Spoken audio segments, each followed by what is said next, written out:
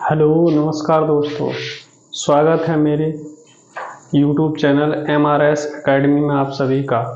तो आइए आज मैं केमिस्ट्री का चैप्टर फर्स्ट का मोस्ट इम्पॉर्टेंट टॉपिक स्टार्ट करने जा रहा हूँ।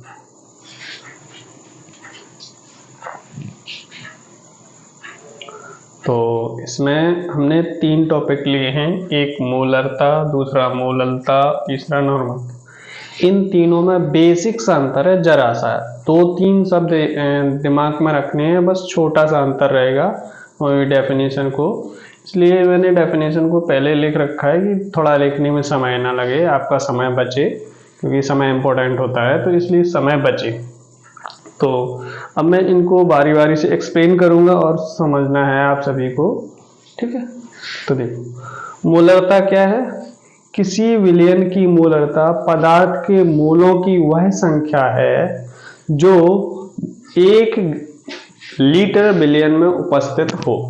किसी विलयन में मोलों की संख्या पदार्थ की, किसी विलयन की मोलरता पदार्थ के मोलों की वह संख्या है जो विलयन के 1 लीटर में उपस्थित हो। तो क्या है? किसी विलयन की मोलरता पदार्थ के मोलों की वह संख्या है जो विलयन के 1 लीटर में उपस्थित हो, उसे मोलरता कहते हैं। किसी विलयन की मोलरता किसमें? पदार्थ के मोलों की संख्या, किसकी? मोलों की। इस पॉइंट को ध्यान से नोटिस करेंगे, किसकी संख्या? मोलों की संख्या, जो किसमें उपस्थित हो? विलयन के 1 लीटर में। किसमें? 1 लीटर। तो किसी विलयन की मोलरता पदार्थ के मोलों की वह संख्या है जो विलयन के 1 लीटर में उपस्थित हो, मोलरता कहलाती है। इसे कैपिटल M से प्रदर्शित करते हैं। अब देखेंगे मोललता, मोलैलिटी, ये मोलारिटी थी, ये मोलैलिटी है। तो मोलैलिटी में क्या है? किसी विलयन की, यहाँ एक शब्द छूट गया, किसी विलयन की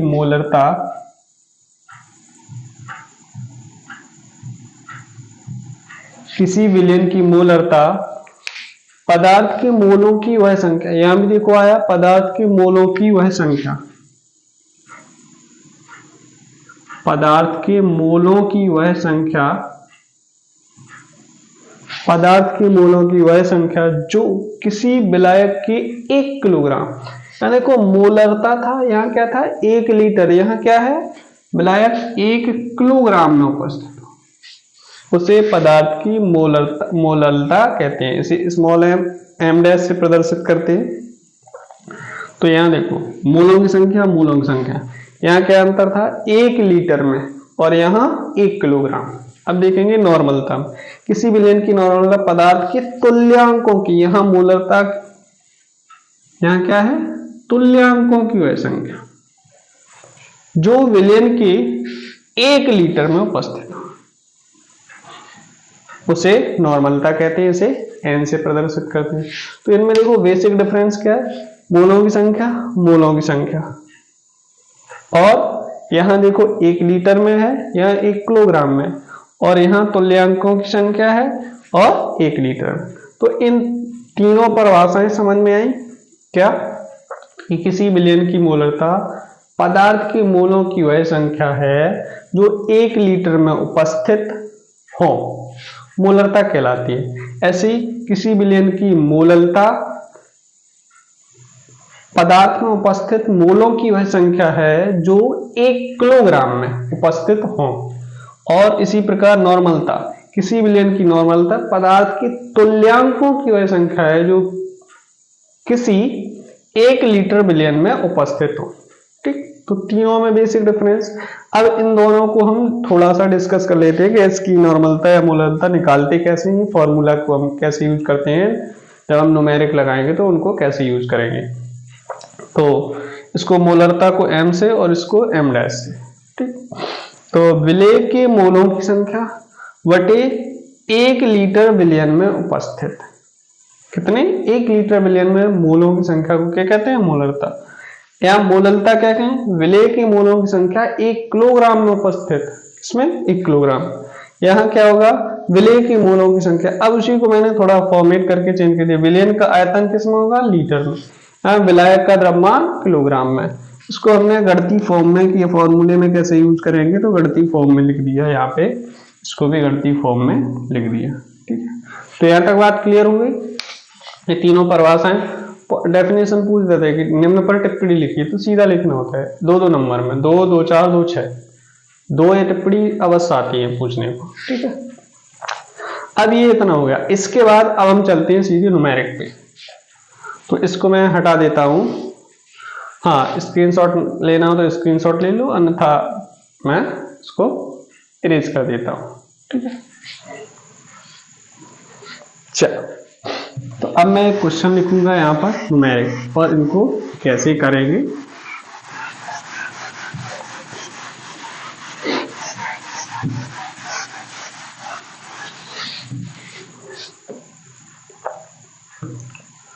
क्वेश्चन है, मैं क्वेश्चन देख लेता हूं।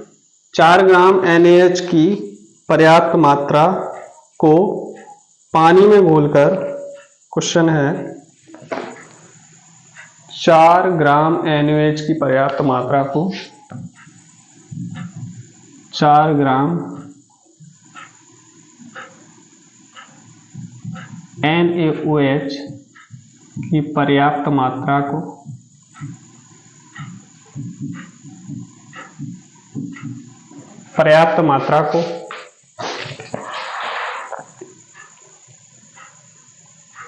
पानी में घोलकर 250 ml विलयन बनाया जाता है। पानी में घोलकर 250 ml विलयन बनाया जाता है।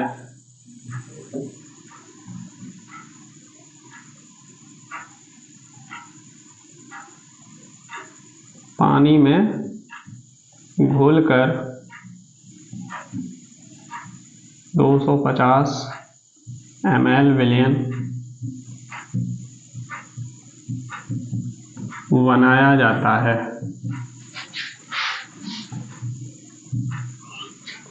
तो विलयन की नॉर्मलता क्या, विलयन की मोलरता क्या होगी, विलयन की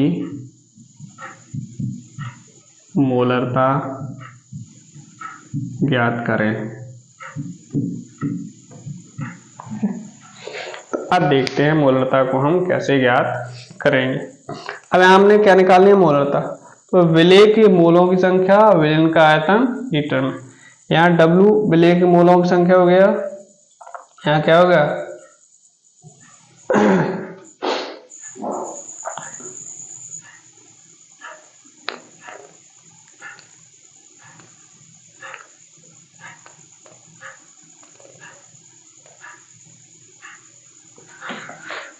अब देखो, यहाँ विलेय के मोलों की संख्या है, विलेय क्या है, NaOH। तो NaOH में मोलों की संख्या, अब यहाँ मोलों की संख्या निकालते कैसे, मोलों की संख्या मतलब मोल प्रवाह, W/M। तो विलेय के मोलों की संख्या को विलेय का द्रव्यमान बटे आणविक द्रव्यमान, विलेय का द्रव्यमान बटे आणविक द्रव्यमान।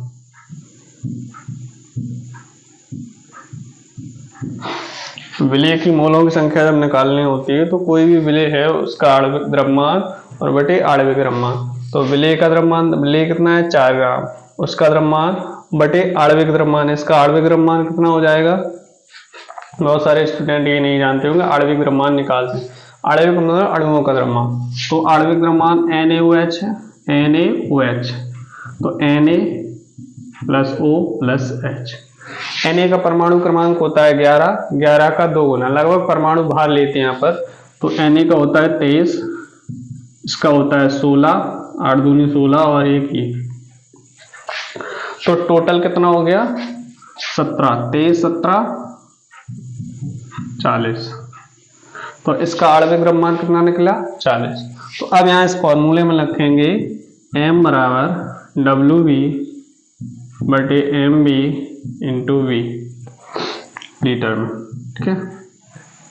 अब यहाँ पर देखो, तो W कितना है मेरा 4 ग्राम, M मोलर द्रव्यमान हमने निकाला है कितना 40 गुणे ये कितना बनाया है 250 ml, कितना मिलियन बनाया गया 250 ml 250 ml। अब यहाँ देखो, यहाँ लीटर में दिया है, यहाँ मिलीलीटर में, तो अगर लीटर को मिलीलीटर में बदलना है तो 1000 का गुणा करना पड़ेगा, तो हमने यहाँ पर 1000 का गुणा कर दिया। तो अब ये सेम यूनिट में, ये भी ml में हो गया, ये भी ml में हो गया। अब इसको कैलकुलेट कर देते हैं, 1 0 कट गया, 25 चौके 100, 4 चौको 16/40, 16/40। तो 40 को हम और काट सकते हैं, 4 चौका 16, 4 दाई 40, 4/10। तो इसका आंसर हो जाएगा, एक दशमलव में लिख देंगे 0.4 मोल प्रति लीटर। तो ये हो गया हमारा कोई भी पदार्थ है उसकी मोलरता ज्ञात। तो और भी एग्जाम्पल रहेंगे, तो एक देख, चलो आज इतना ही रहने देते हैं, तो इतना हो गया। तो एक एग्जाम्पल हमने मोलरता निकालने का समझा दिया, और भी आएंगे तो मैं उनको अगले वीडियो में बता दूंगा, ठीक है। Thank you.